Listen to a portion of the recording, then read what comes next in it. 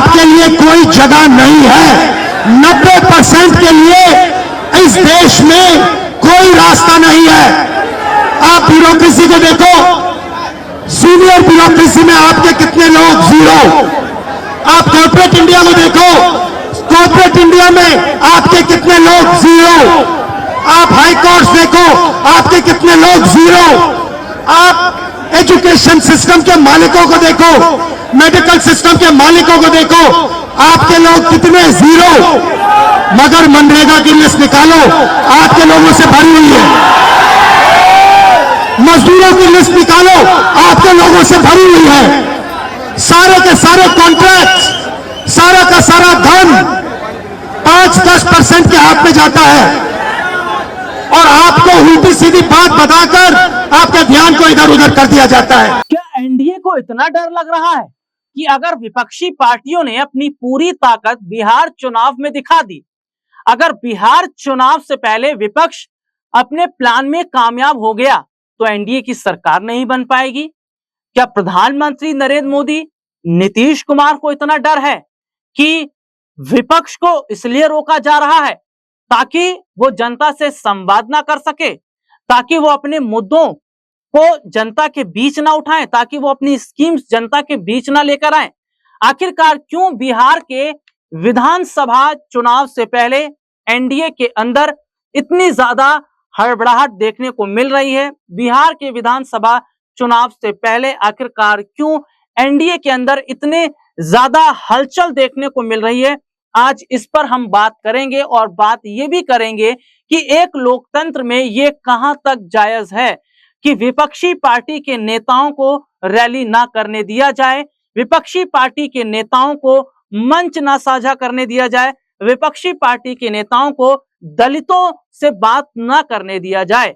दरअसल इस साल के अंत में बिहार के अंदर विधानसभा के चुनाव होने वाले हैं और बिहार विधानसभा चुनाव से पहले बीजेपी नहीं चाहती है कि इस चुनाव में विपक्ष अपनी बड़ी भूमिका निभाए, इस चुनाव को विपक्ष जीत ले जाए। इसीलिए ऑपरेशन सिंदूर के जरिए बीजेपी बिहार चुनाव को बुनाने की कोशिश भी कर रही है। इन सब के बीच में अपने दर्शकों को बता दें, कांग्रेस पार्टी के सांसद राहुल गांधी जो है वो दरभंगा एयरपोर्ट पहुंचते हैं।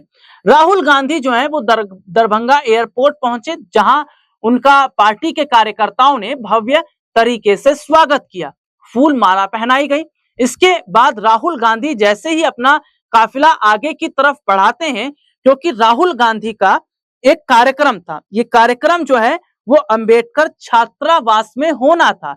लेकिन देखिए, अंबेडकर छात्रावास पहुंचने से पहले ही राहुल गांधी को रोक लिया गया।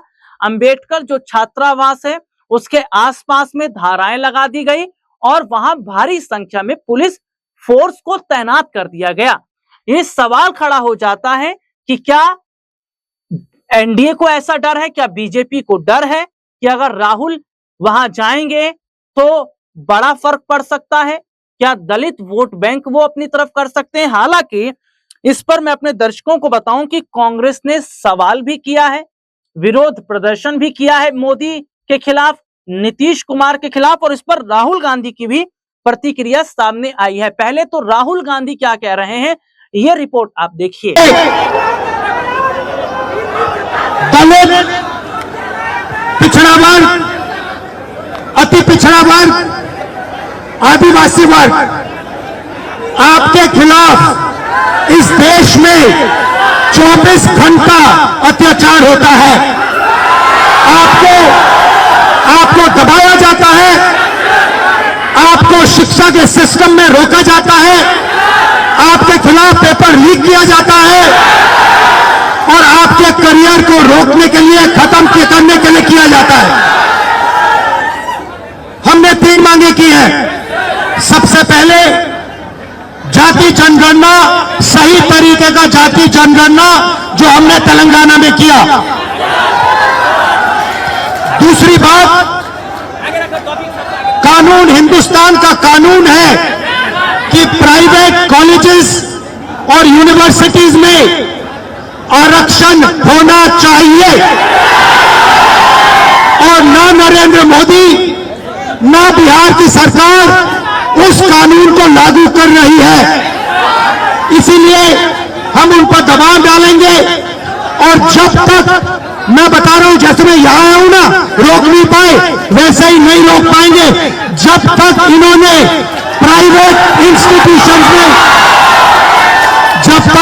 प्राइवेट इंस्टीट्यूशंस में रिजर्वेशन नहीं किया, तब तक हम आगे बढ़ते जाएंगे, लड़ते जाएंगे।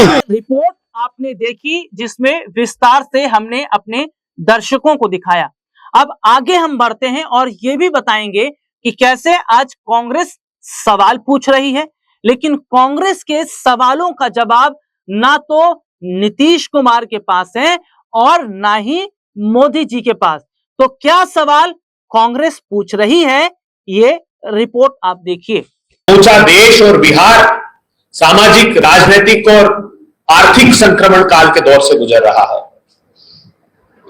आज राहुल गांधी जी एक शिक्षा न्याय संवाद के लिए बिहार की पावन भूमि पर आए हैं। आज हम पूछना चाहते हैं जेडीयू और भारतीय जनता पार्टी की दमनकारी सरकार से कि क्या बिहार में शिक्षा न्याय संवाद दलित छात्रों से करना अपराध घोषित कर दिया गया है?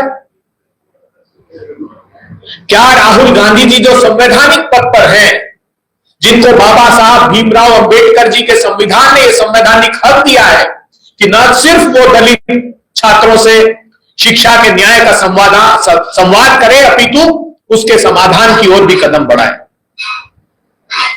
आज दरभंगा के कार्यक्रम के कुछ देर पहले नीतीश जी की जेडीयू और भारतीय जनता पार्टी की सरकार के निर्देश पर प्रशासन ने दमनकारी रवैया अपनाया। हमारे प्रीमाइसेस को न सिर्फ सील किया, उखाड़ फेंकने की कोशिश की, दलित छात्रों से बर्बरता करने की कोशिश उस स्थान पर की गई है। कान खोलकर बीजेपी और जेडीयू की सरकार सुन ले, आपकी जेलों ने वो लोहा पैदा नहीं किया है जो राहुल गांधी जी के फौलादी इरादों को कैद कर सके। ये रिपोर्ट आपने देखी जिसमें विस्तार से हमने अपने दर्शकों को यहां पर दिखाया है। और सबसे बड़ी बात, अब यहां पर सवाल यह भी खड़ा हो जाता है कि क्या विपक्षी पार्टियों को यहां रोकने की जो कोशिश की जा रही है, या विपक्षी पार्टियों का जो रास्ता रोकने का यहां पर जो काम हो रहा है, क्या ये नहीं बताता कि यहाँ विपक्ष की ताकत को कम आंका जा रहा है, या विपक्ष को जानबूझकर कमजोर किया जा रहा है, विपक्ष को जनता से मिलने नहीं दिया जा रहा, विपक्षी पार्टी के लीडर्स को दलितों के बीच नहीं पहुंचने दिया जा रहा? और क्या ये एनडीए के अंदर की वाकई घबराहट है कि नहीं है? और सबसे बड़ी बात यह है कि राहुल गांधी को रोक दिया गया है भले ही, लेकिन ऑपरेशन सिंदूर के जरिए बीजेपी बिहार चुनाव को बड़े अंतर से जीतने की कोशिश करने का यहां काम कर रही है। और हाल ही में तिरंगा यात्रा यहां पर निकाला भी गया है। तिरंगा यात्रा जो निकाली गई, इसमें हम देखते हैं कि ऑपरेशन सिंदूर की कामयाबी को लेकर बात की। अब यहां पर यह देखना होगा कि क्या ऑपरेशन सिंदूर की सफलता का जो तिरंगा यात्रा निकाला गया है, उसका फायदा बिहार चुनाव में बीजेपी को मिलेगा। और सवाल यह भी रहेगा कि अगर एनडीए की सरकार रही तो बीजेपी अपना सीएम बनाएगी या नीतीश सीएम रहेंगे। आज के लिए इस प्रोग्राम में इतना ही। आपसे फिर दोबारा मुलाकात होगी, तब तक के लिए इजाजत दीजिए। नमस्कार।